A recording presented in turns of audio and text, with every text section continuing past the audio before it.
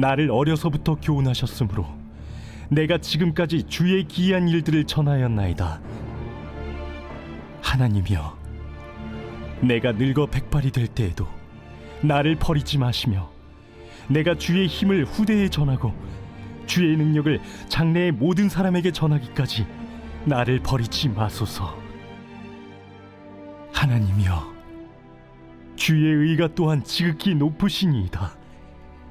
하나님이여, 주께서 큰 일을 행하셨사오니 누가 주와 같으리이까? 우리에게 여러 가지 심한 고난을 보이신 주께서 우리를 다시 살리시며 땅 깊은 곳에서 다시 이끌어 올리시리이다. 나를 더욱 창대하게 하시고 돌이키사 나를 위로하소서.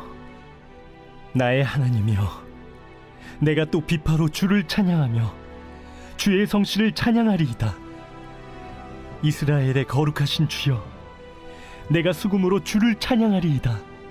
내가 주를 찬양할 때에 나의 입술이 기뻐 외치며 주께서 속량하신 내 영혼이 즐거워하리이다.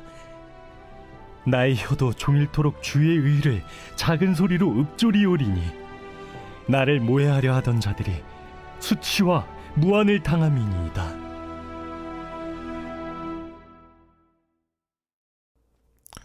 오늘 하나님의 말씀은 시편 71편 27절부터 24절 말씀입니다. 제목은 답이 보이면 바로 찍으세요 입니다. 제가 중학교 2학년 때 이야기입니다. 국어 시간이었는데 그날따라 반 아이들 학습 태도가 좋아서 국어 선생님께서 기분이 좋아지셨습니다. 오늘 너희들 정말 최고다 라고 연신 칭찬하시더니 갑자기 이런 말씀을 하시는 것입니다. 오늘 너희들 너무 태도가 좋아서 하는 말인데 내가 너희들이 시험 볼 때 점수를 올릴 수 있는 마법의 방법 몇 가지를 알려줄게 하는 것이죠. 반의 학생들이 모두 환호성을 지르며 기대하는 눈빛으로 국어 선생님의 말씀을 경청했습니다. 국어 선생님께서는 말씀하셨죠. 첫 번째 원칙, 문제를 끝까지 읽어라. 두 번째 원칙, 오답을 지워라. 세 번째 원칙, 아는 것을 먼저 풀어라. 그리고 마지막 원칙, 답이 보이면 바로 답을 써라. 이 이야기를 들은 아이들은 바로 야유를 보냈습니다. 그게 뭐예요? 그건 누구나 다 아는 거잖아요. 그러니까 선생님은 상당히 황당해 하시는 거예요. 그러면서 이렇게 말씀하셨죠. 어머머, 너희들이 정말 몰라서 그러는데 이 원칙을 기억하고 이 원칙대로 하면 시험 점수가 대략 10점에서 15점 정도 오를 거야. 너희들이 실수하는 것이 생각보다 많거든. 이 국어 선생님 말씀은 사실 옳았습니다. 제가 산 증인이죠. 저는 이 원칙으로 국어 점수를 상당히 끌어올렸거든요. 위의 원칙들이 다 중요한데 그 중에 가장 중요한 원칙을 하나 찾으라고 한다면은 마지막 원칙이 가장 중요했습니다. 저에게 가장 큰 영향을 준 원칙이 마지막 원칙이었죠. 마지막 원칙이 뭐였습니까? 답이 보이면은 다른 보기를 쳐다보지 말고 바로 답을 쓰라는 것인데요. 이 원칙이 참 재밌습니다. 확실히 제가 선택한 처음에 봤던 것이 답이에요. 근데 다른 것도 확인해보자 하면서 이것저것 보다 보면은 헷갈려집니다.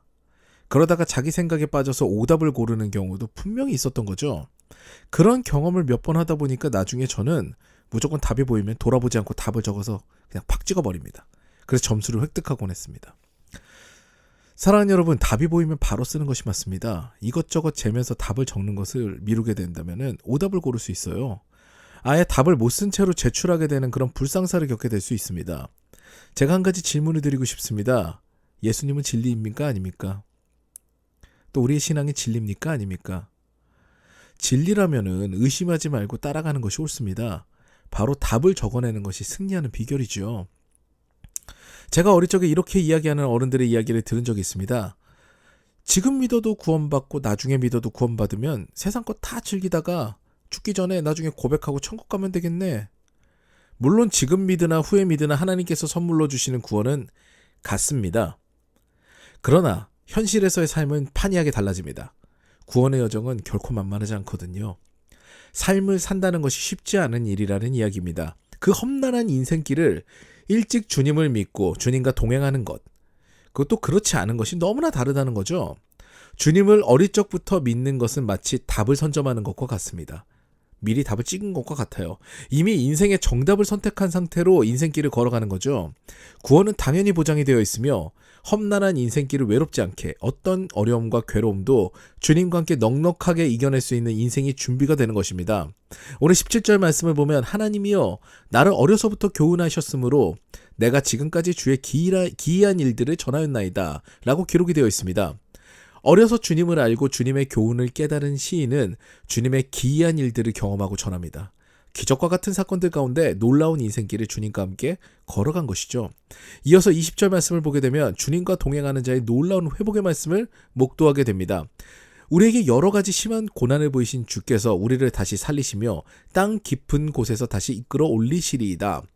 우리 인생에 여러 가지 심각한 고난이 있었지만 주님께서는 그 고난 가운데 우리가 쓰러지고 넘어지며 죽도록 놔두시지 않습니다. 우리를 살리신다고 기록되어 있습니다. 땅 깊은 곳까지, 즉 바닥을 치면서 내 자존감이 무너지고 삶의 의미가 희박해질 때 그대로 두지 않으시고 이끌어 올리신다고 기록되어 있습니다. 그러므로 우리는 주님과 동행할 때 걱정이 없습니다.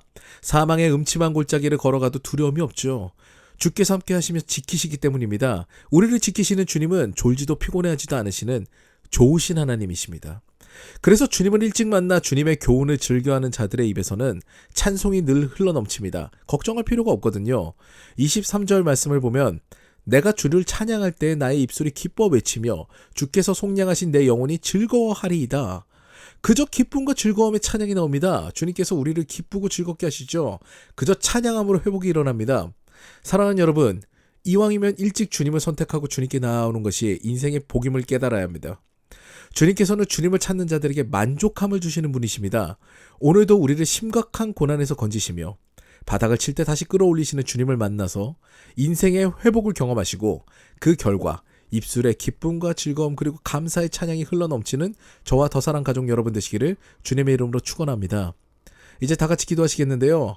오늘 말씀과 같이 세상의 쾌락보다 주님을 아는 것에 열심을 갖는 자가 되기를 원합니다. 주님을 선택하는 내가 되기를 원합니다. 라는 기도를 드리시고요. 이어서 우리의 입술에 기쁨과 즐거움이 넘치는 찬송으로 가득하게 해주시기를 간구하시겠습니다. 아울러 마지막으로는 각자 개인의 기도 제목을 두고 오늘 새벽에도 잠잠하게 주님 앞에 나아가서 기도하는 시간을 갖겠습니다.